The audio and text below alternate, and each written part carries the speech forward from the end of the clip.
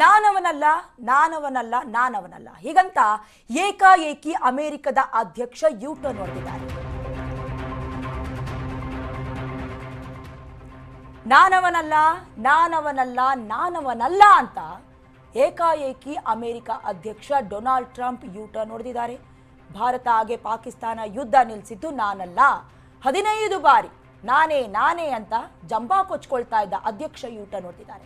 ಮೋದಿ ತಿವಿತದಿಂದ ಮಾತು ಬದಲಿಸಿರುವುದು ಅಮೆರಿಕ ಅಧ್ಯಕ್ಷ ಉಭಯ ದೇಶಗಳ ಚತುರ ನಾಯಕರಿಂದ ದಿಟ್ಟ ನಿರ್ಧಾರವನ್ನು ಕೈಗೊಂಡಿದ್ದಾರೆ. ಆಪರೇಷನ್ ಸಿಂಧೂರ ನಿಲ್ಲಿಸಿದ್ದು ನಾನಲ್ಲವೇ ಅಲ್ಲ, ರಾಜ್ಯ ಪಂಚಾಯಿತಿ ರಾಧಾಂತಕ್ಕೆ ಟ್ರಂಪ್ ತೆರೆ ಎಳಿತಾ ಇದ್ದಾರೆ.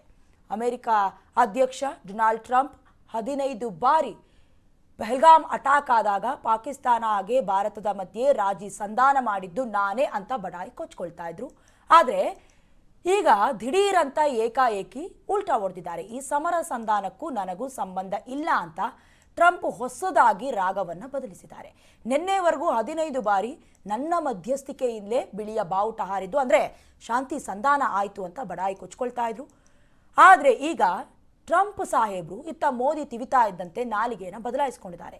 ಉಭಯ ದೇಶಗಳ ಚತುರ ನಾಯಕರ ನಿರ್ಧಾರದಿಂದ ಈ ಯುದ್ಧ ನಿಂತೋಗಿದೆ ಅಂತ ಟ್ರಂಪ್ ತಿಪ್ಪೆ ಸಾರ್ತಾ ಇದ್ದಾರೆ. ಅಂದರೆ ಈ ಹಿಂದೆ ನಿನ್ನೆ ನರೇಂದ್ರ ಮೋದಿಯವರು ದೂರವಾಣಿ ಕರೆ ಮೂಲಕ ಕೆಲವೊಂದಷ್ಟು ವಿಚಾರಗಳನ್ನು ಸುಮಾರು 35 ನಿಮಿಷಗಳ ಕಾಲ ಡೊನಾಲ್ಡ್ ಟ್ರಂಪ್ ಅವರ ಜೊತೆ ವಿಚಾರವನ್ನು ವಿನಿಮಯ ಮಾಡಿಕೊಂಡ್ರು.